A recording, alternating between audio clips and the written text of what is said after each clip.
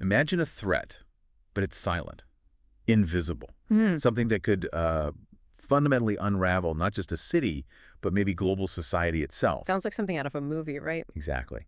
But today, we're diving into something very real and, frankly, deeply unsettling: the critical concern around biological weapons. We're here to try and cut through some of the noise, unpack the science, understand the history, and really explore the staggering global implications. Yeah. Our mission is to give you the essential understanding: what makes these weapons so uniquely dangerous? Why is knowing about this more crucial now than ever? And there's a lot to unpack. There really is. Some of it is genuinely eye-opening. And that's exactly the Yeah. point. We want you to get a good grasp of this, quickly but thoroughly. It's vital stuff. Right. The material we've looked at, it really helps connect the dots on what is, let's face it, one of the most complex global security issues out And there. it really does. And it highlights how current global conditions are amplifying this historical threat. It's not just theory anymore. It's a very present danger. And speaking of present dangers, Yeah. it's kind of startling how accessible some of this technology is becoming, isn't it? Yes. I mean, biotech is doing amazing things for medicine, for research, incredible stuff. But it seems it's also maybe inadvertently lowered the bar for some groups to develop or acquire biological agents. That's the double-edged sword, precisely. So when we talk about these groups, these certain entities, are we mainly worried about rogue states? Or is it, non-state actors, maybe terrorists, becoming just as big a threat because of these advances? That's a really key question. And the sources, they point to both being significant concerns. You've got rogue states, yes, maybe driven by geopolitical goals or wanting regional power. They've historically pursued these things. Right, that makes sense. But what's increasingly alarming now is the clear interest from non-state actors, terrorist organizations specifically. And their goals might be different. Very different. Often, it's not about conventional war. It's about mass casualties, sowing chaos, pure disruption, destabilizing whole societies. Okay. And the consequences. If either type of actor actually managed to deploy these agents, it's just catastrophic. More than just the immediate casualties, you Oh, mean? absolutely. The immediate harm is devastating, obviously. But the real horror is the potential for ripple effects, paralyzing global trade, completely overwhelming healthcare systems, eroding public trust for, well, maybe a generation. Yeah. You'd see long-term health crises, huge economic impacts, decades to recover, if ever. It's the systemic breakdown that goes way beyond the initial victims. That brings us to something really insidious about these attacks, doesn't it? Unlike a bomb, big bang, instant destruction. Yeah. These can be silent, unseen killers. Exactly. The impact isn't immediate. That delay, that unpredictability, it must make responding incredibly difficult. It's profoundly challenging. So if you're in public health or security, what's the #1 challenge that unpredictability throws at you? Well, the really insidious part of a silent attack isn't just the delay itself, it's the challenge for intelligence, for public health to even know it's an attack. Ah, right. Not just a natural outbreak. Exactly. By the time you figure that out, it might be way too late for effective containment. The effects might not show up for days, maybe weeks. Precious time is lost. Okay. So you need an incredibly swift, decisive response, often before you know the full scope of what agent who did it. A huge ask. Huge. And beyond the physical harm, the fear, the panic, the uncertainty, that amplifies the impact like crazy. It can cause societal disruption, collapse of services, breakdown of trust, just chaos compounding the physical damage. It weaponizes fear itself. And this isn't just a local problem, right? We live in this super connected world now. People, goods flying across continents in hours. Yeah. So what does that mean for us globally? How does all that travel and interaction make us more vulnerable? That interconnectedness, it's exactly why a biological threat anywhere can become everyone's problem fast. We saw that with natural diseases, of course. We absolutely did. Think about the early days of COVID-19. How quickly infections spread across borders because of air travel, global supply chains. Right. An intentionally released agent could exploit those exact same pathways. It could move faster than our surveillance, faster than our containment systems can react. That's a terrifying thought. It highlights a fundamental vulnerability of our modern world. A localized attack could escalate into a global pandemic almost overnight. It really hammers home that idea. A threat to one is a threat to all now. Okay, so given that unsettling reality, let's get a bit more specific. The source material we looked at flagged some of the deadliest known agents. Could you walk us through some of those? What are the big ones? Our sources consistently point to three main categories that are especially dangerous: lethality, transmissibility, resistance. These are the factors. Okay. First, you've got anthrax. It's a bacterium. The scary thing here are the spores. They're incredibly tough, can survive for decades in the environment. Decades. Wow. Yeah, really resilient. And if inhaled, these microscopic spores cause a severe lung infection, often fatal, very hard to treat once symptoms show up. And it's been used before.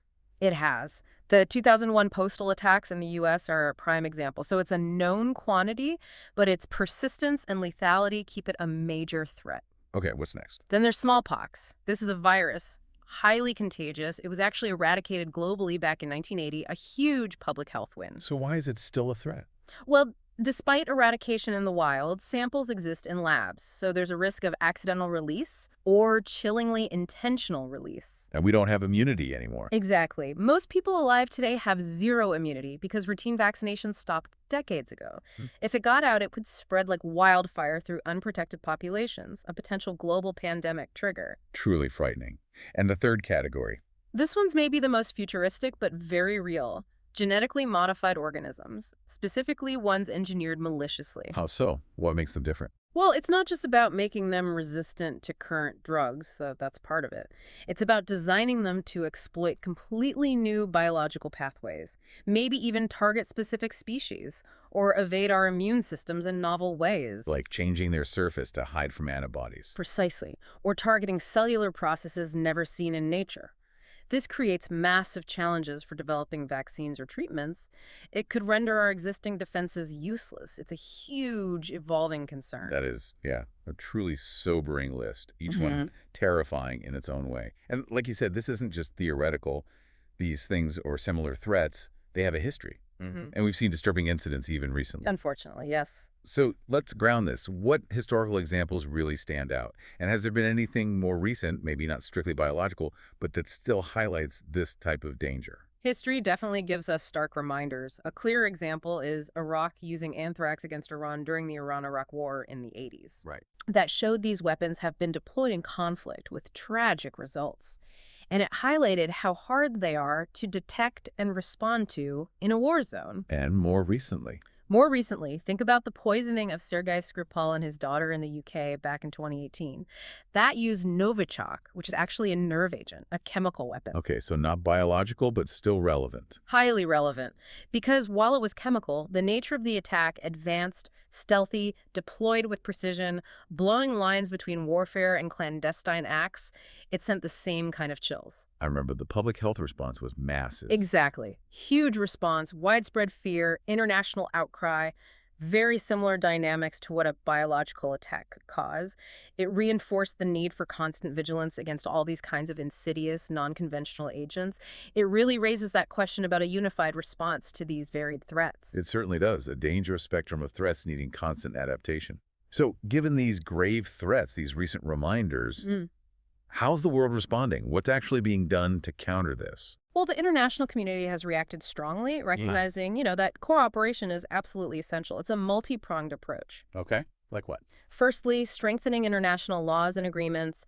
The Biological Weapons Convention is key. It bans developing, producing, stockpiling these weapons, trying to build that legal framework, foster transparency. Makes sense. Secondly, a big focus on intelligence sharing and early warning systems.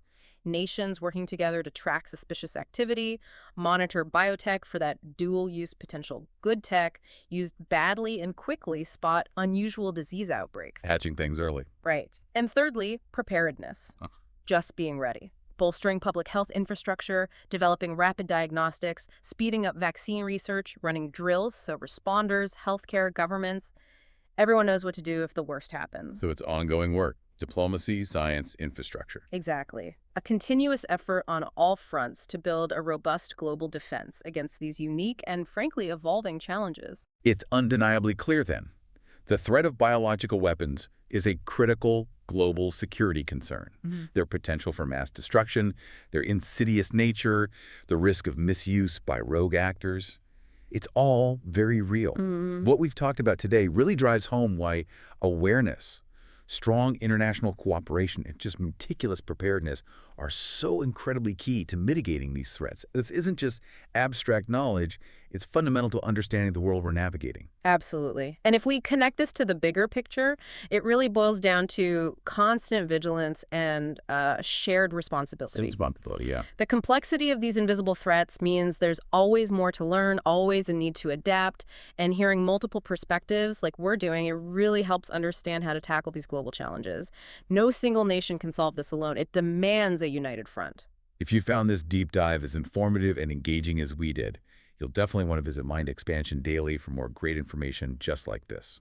We're constantly exploring the hidden truths and fascinating insights that shape our world. Definitely worth checking out. Please make sure to like and subscribe to Mind Expansion Daily to ensure you don't miss any of our future deep dives. And we always love hearing from you. We challenge you to leave a comment below. Do you agree or disagree with our summary of this critical topic? We'd love to hear your perspective and continue the conversation. Yeah, let us know what you think. And finally, to help us expand our reach worldwide, tell us in the comments where you're listening from. We can't wait to see how far our curious listeners extend across the globe.